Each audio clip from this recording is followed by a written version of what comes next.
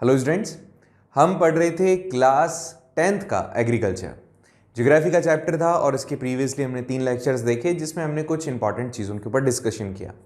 हमने देखा कि एग्रीकल्चर होता क्या है, इवन हमने ये देखा कि बेसिक क्रॉपिंग पैटर्न के आधार पर और कुछ साइज के बेसिस पे, टेक्नोलॉजी और टेक्निक्स के बेसिस पे हमने क्रॉप्स को किन फॉर्म्स में डिवाइड किया। अब तक हमने क्या देखा है, हमने डिस्कस किया है यहाँ पे कुछ टाइप्स को, जैसे हमने प्रिमिटिव देखा था और इंटेंसिव देखा था। आज का जो लेक्चर होने वाला है वो होने वाला है कॉमर्शियल सबसिस्टेंस फार्मिंग के ऊपर। अब देखो, अगर इसको मैं थोड़ा डिटेल में समझाने की कोशिश करूं, कॉमर्शियल फार्मिंग को समझाने की कोशिश करूं, तो एक चीज तो तुम्हें समझ में आ रही होगी नाम को पढ़ते ही कि कॉमर्स के लिए इसका यूज किया जाता है। कॉमर्स का मतलब क्या होता है? Trade, business. अब कोई चीज ट्रेड के लिए अगर यूज की जा रही है, बिजनेस के लिए यूज की जा रही है, तो एक बात तो क्लियर है कि वो मेजरली खुद की सेल्फ कंजप्शन के लिए नहीं है। ठीक है, कोई भी ऐसी फार्मिंग, कोई भी ऐसा प्रोडक्शन जो अपने जो नीड है उसको फुलफिल करने के बाद में जो सरप्लस हो जाए या मैक्सिमम टाइम सरप्लस प्रोडक्ट को बेचने के पर्पज से बनाया जाए, तो वो क्या होगा? वो होगा आपका कॉमर्शियल फार्मिंग में। ठीक है, बहुत ही सिंपल सी चीज, बेचने के पॉइंट ऑफ व्यू से किसी चीज को ग्रो किया जाए, ट्रेड के पॉइंट ऑफ व्यू से किसी चीज को ग्रो किया जाए। देखिए, मैक्सिमम होता क्या है, जितना आपको नीड होती है उतना आप रख लेते हो और जो सरप्लस होता है वो बेच देते हो। और बेसिकली इस तरह की फार्मिंग में तो मैक्सिमम चीजें सरप्लस ही होती हैं, एक्स्ट्रा ही होती है, क्योंकि इसको करने वाला जो भी फार्मर होगा वो बिग फार्मर होगा। ठीक है, जिसके पास जमीनें बहुत ज्यादा होगी। इस तरह की फार्मिंग का मेन पर्पस जो होता है वो कॉमर्शियल पर्पस होता है, कॉमर्स होता है। कॉमर्स का मतलब ट्रेड होता है, बिजनेस होता है। देखिए, इस तरह की फार्मिंग का जो कैरेक्टरिस्टिक्स हैं उसमें मेजर कैरेक्टरिस्टिक्स में आता है कि हम HYV सीड्स यूज करते हैं, मॉडर्न फार्मिंग मेथड्स यूज करते हैं, मॉडर्न इनपुट्स डालते हैं। मॉडर्न इनपुट्स में HYV सीड आ गया, पेस्टिसाइड्स हो गए, फर्टिलाइजर्स हो गए, इन सभी का हम यूज करते हैं। क्यों? प्रोडक्टिविटी को ग्रो करने के लिए। मेजरली आप ये देखें कि इस तरह की फार्मिंग जो होगी उसका मेन इंटेंशन एक्स्ट्रा ग्रो करना होगा, सरप्लस ग्रो करना होगा। तो सरप्लस कब आएगा? जब आप मॉडर्न इनपुट्स उसमें डालोगे। मॉडर्न इनपुट्स का मतलब किसी भी तरीके से आपका प्रोडक्शन ज्यादा होना चाहिए, सरप्लस होना चाहिए, और ऐसे में आप क्या करते हो? ज्यादा प्रोडक्टिविटी को गेन कर लेते हो। HYV सीड्स मेरे हिसाब से आपको ध्यान होंगे, होता क्या है, लैब के अंदर जितने भी सीड्स होते हैं, आपने पढ़ा भी होगा, साइंस वाले टीचर्स ने आपको बताया होगा कि जितने भी सीड्स होते हैं उनको टेस्ट किया जाता है और उनको इस तरह का बनाया जाता है कि प्रोडक्टिविटी ऑटोमेटिकली ग्रो ज़्यादा, मतलब ज़्यादा आप गेन कर सको।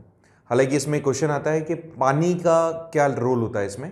तो HYV सीड्स जो होते हैं उसमें पानी की नीड जो होती है वो ज़्यादा होती है। एक बार क्वेश्चन पूछा गया था इसलिए बताया। देखिए नेक्स्ट इसमें देखते हैं कि जितने भी कैरेक्टरिस्टिक्स हैं इसके अंदर, तो अल्टीमेटली क्या चीज़ है कि मॉडर्न इनपुट चाहिए होंगे आपको, मॉडर्न मेथड चाहिए होंगे आपको, जैसे HYV सीड्स हो गया, इंसेक्टिसाइड्स हो गया, इसके अलावा pesticides, chemical fertilizers and all. तो देखते हैं, HYV सीड मैंने आपको बता दिया है। इंसेक्टिसाइड्स का मतलब हो गया जो छोटे मोटे कीड़े मकोड़े होते हैं उनको मारने के लिए, और पेस्टिसाइड्स आसपास जो छोटे छोटे पेड़ पौधे नहीं उग जाते हैं नेसेसरी के, वो चीज़ जो ग्रो होने लग जाती है उन सबको खत्म करने के लिए। फर्टिलाइजर्स प्रोडक्टिविटी को बढ़ाने के लिए, ये बात तुम जानते थे। इन सब का यूज़ किया जाता है, मैक्सिमम यूज़ होता है। हालांकि ये अच्छा नहीं है एनवायरमेंट के लिए, बट फिर भी कॉमर्शलाइजेशन है तो ऑफकोर्स ये सारी चीज़ें होंगी ही होगी। The degree of commercialization of agriculture varies from region to region. Example, rice commercial crop है हरियाणा की, लेकिन सबसिस्टेंस क्रॉप है उड़ीसा की। यहां पर यह समझाने की कोशिश की है कि क्या होता है, हमारा देश जो है वो काफ़ी बड़ा है और ऐसे में कंडीशन क्या क्रिएट हो जाती है कि एक जगह पर जो क्रॉप कॉमर्शियल है वहीं पर दूसरी जगह पर वो स्टेपल डाइट में काउंट होती है। ठीक है, थोड़ा सा इसको ऐसे समझो आप, एग्जाम्पल जो दिया गया है उसके हिसाब से, कि कई बार कंडीशन ऐसी हो जाती है कि एक जगह पर जो क्रॉप कॉमर्शियल क्रॉप है, मतलब उसको सिर्फ इसलिए ग्रो किया जा रहा है कि उसको बेचा जा सके। जैसे पंजाब के अंदर आप चले जाएं या फिर हरियाणा में आप चले जाएं, तो वहां पर मेजरली, जैसे यहां पर बताया, राइस, पंजाब एंड हरियाणा के अंदर राइस का कंजप्शन ज्यादा नहीं है। ये लोग अपने स्टेबल डाइट के अंदर या सबसिस्टेंस क्रॉप की अगर बात करें तो यहां पर वीट होगा। अमूमन वो लोग क्या करते हैं, ज्यादा कंजप्शन वीट का करते हैं, जबकि उड़ीसा के अंदर अपन बात करें तो वहां पे राइस को ज्यादा यूज किया जाएगा इंस्टेड ऑफ वीट। तो इसने कहा कि जो कॉमर्शलाइजेशन है उसके अंदर ये लोग भी ग्रो कर रहे हैं किसको? पंजाब एंड हरियाणा के लोग जो हैं वो ग्रो कर रहे हैं राइस को, जबकि राइस वहां पर ज़्यादा नहीं खाया जाता।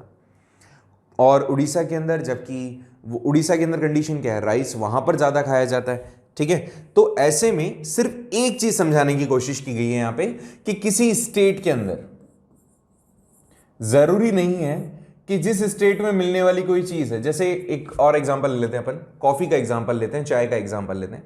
अब हालांकि प्लांटेशन में अपन नेक्स्ट पढ़ने वाले हैं, बट सिचुएशन समझिएगा।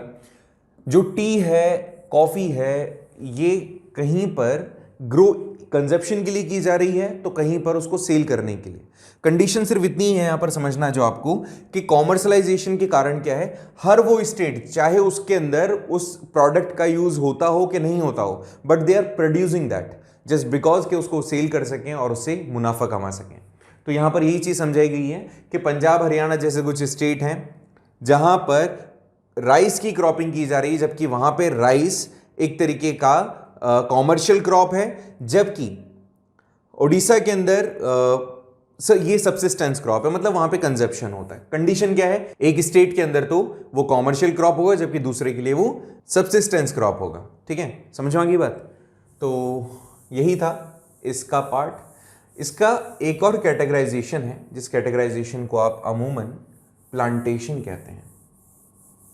अब देखिए, आगे बढ़ते हैं और देखने की, समझने की कोशिश करते हैं। प्लांटेशन, नाम से ही पता चल रहा है, मैक्सिमम चीजें तो क्लियर हो जाती है कि जो प्लांटेशन है इसको क्या कहा जाता है। प्लांटेशन को बेसिकली कॉमर्शियल एग्रीकल्चर का ही पार्ट माना जाता है, जहां पे प्लांट्स को ग्रो किया जाता है और उसका मेन पर्पस होता है उसको बेच करके या उससे मिलने वाली चीजों को बेच करके प्रॉफिट कमाना। जबकि इसके पहले वाले कॉमर्शियल क्रॉप्स में हमने, ये इसका टाइप है, कॉमर्शियल क्रॉप्स में हमने हार्वेस्ट ग्रेन्स देखे या कुछ और टाइप देखा। ये एक प्लांटिंग काइंड ऑफ है जिसके अंदर प्लांट्स के थ्रू मिलने वाली चीजों को बेच करके मुनाफा कमाया जाता है। ठीक है, देखिए आगे क्या है।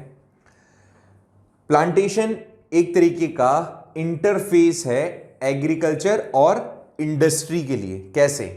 ये एक काइंड ऑफ कॉम्बिनेशन है, एग्रीकल्चर को कंबाइन किया जाता है किसके साथ में, इंडस्ट्रीज के साथ। थोड़ा चीज को समझिएगा अच्छे से।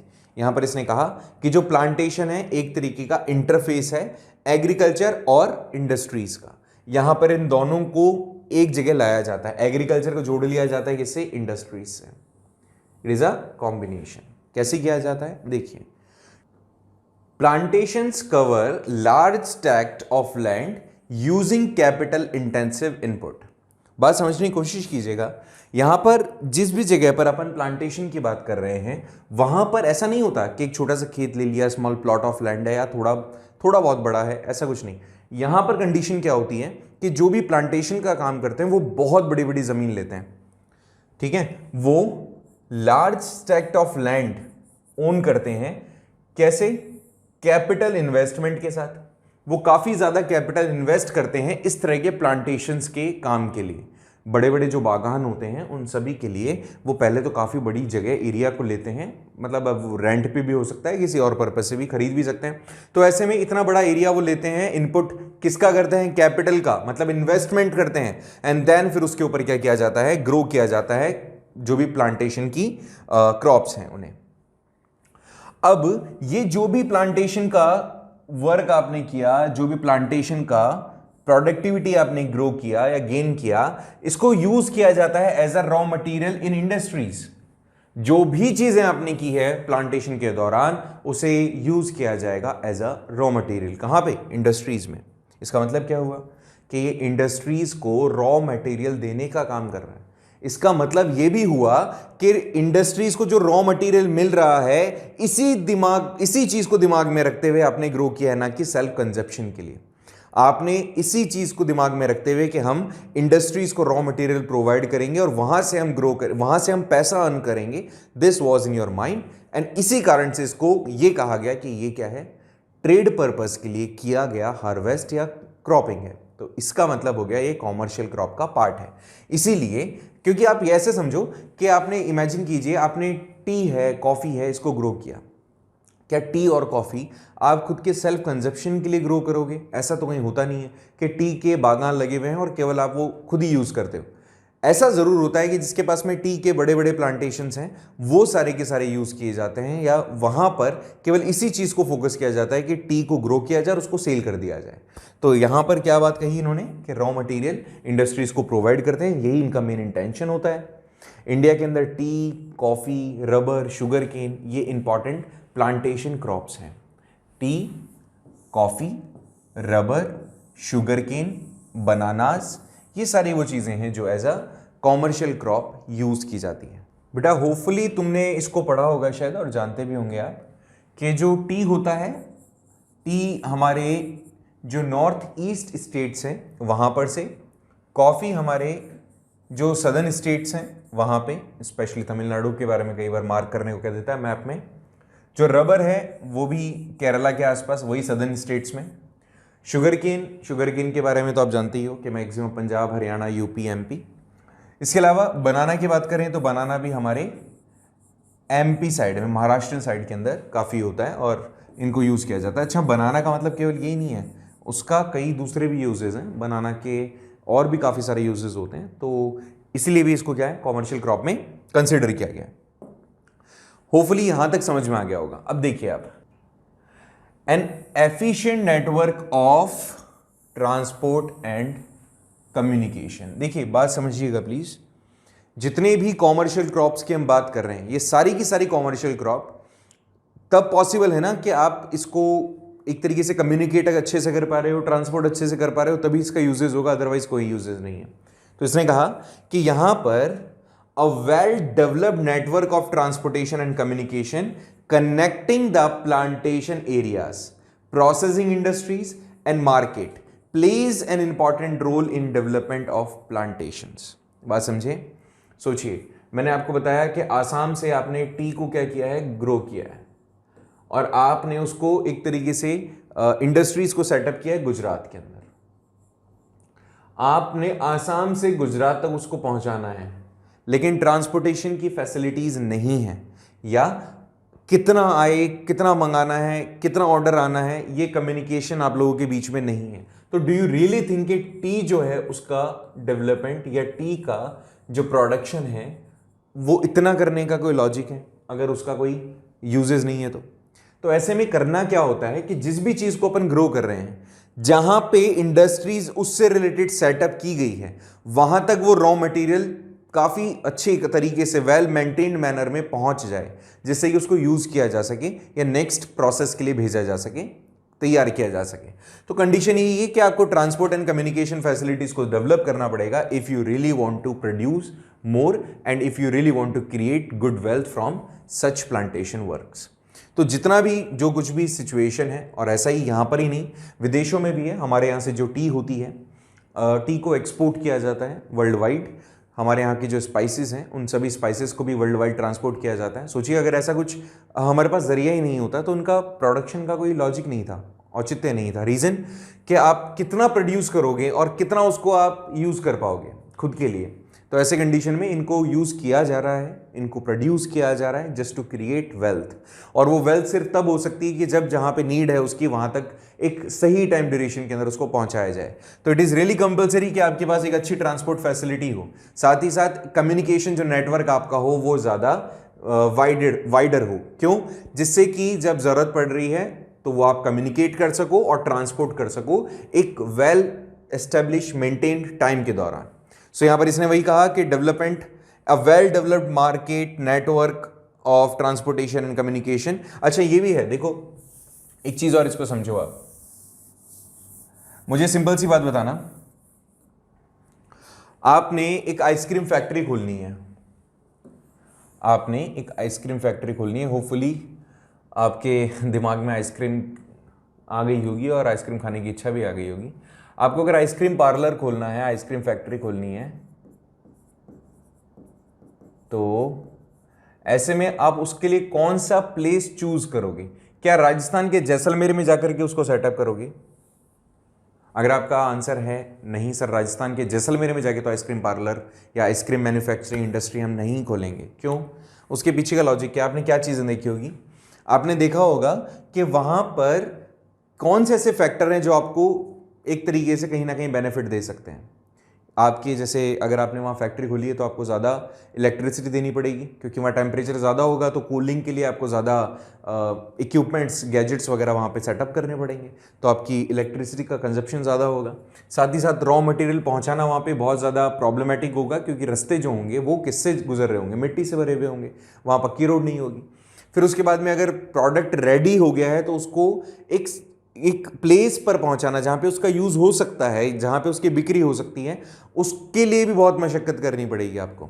सोचो जैसलमेर में है तो आपको कहां पहुंचाना है, आप किसी सिटी में, तो कितना दूरी हो जाएगा और कितनी दूरी से वो, क्योंकि टेम्परेचर ज़्यादा ऑफ कोर्स, तो वहां पर क्या होगा, सिचुएशन कॉम्प्लेक्स हो सकती है, क्योंकि इस टाइम ड्यूरेशन जब वो ट्रांसपोर्ट हो रहा है one place to another place, तब भी उसको ठंडा रखना ज़रूरी है।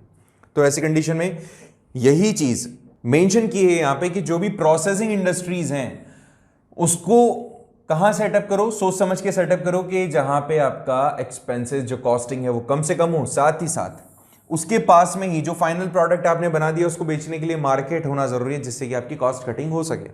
सो इट इज रियली इंपॉर्टेंट कि if you really want to develop the plantation work और you want to develop such situation, तो आपको कुछ चीजें दिमाग में रखनी होती है कि आपके पास में अच्छी ट्रांसपोर्ट फैसिलिटीज, अच्छा communication, a good market place, as well as processing industries का जो सेटअप हो एक वेल मेंटेन्ड प्लान के साथ हो, जिससे कि आप डेवलपमेंट कर सकें अपने वर्क का।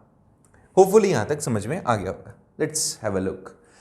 It was the fourth one जिसको हम डिस्कस करने वाले हैं अब जाकर के एक्सटेंसिव। अच्छा याद रखिए आप, बहुत सारे बुक्स के अंदर एक्सटेंसिव को मेंशन नहीं किया है, एक्सटेंसिव सिर्फ एक एक्स्ट्रा फॉर्मेलिटी के तौर पर हम आपको बता रहे हैं, लेकिन एक्सटेंसिव का सिर्फ ध्यान रखें आप, एक्सटेंसिव का जो मकसद है आपको बताने का वो ये है कि आपके मार्क्स नहीं कटे अगर कभी क्वेश्चन आ जाए तो।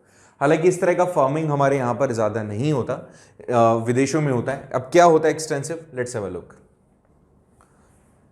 This is generally practiced in those regions where land is abundant and population is sparse. देखो ये जो 4 टाइप का कल्टीवेशन है हमारे इंडिया में तो नहीं है, लेकिन हाँ विदेशों में बहुत ज़्यादा है। क्या है इसका मतलब, बात समझा।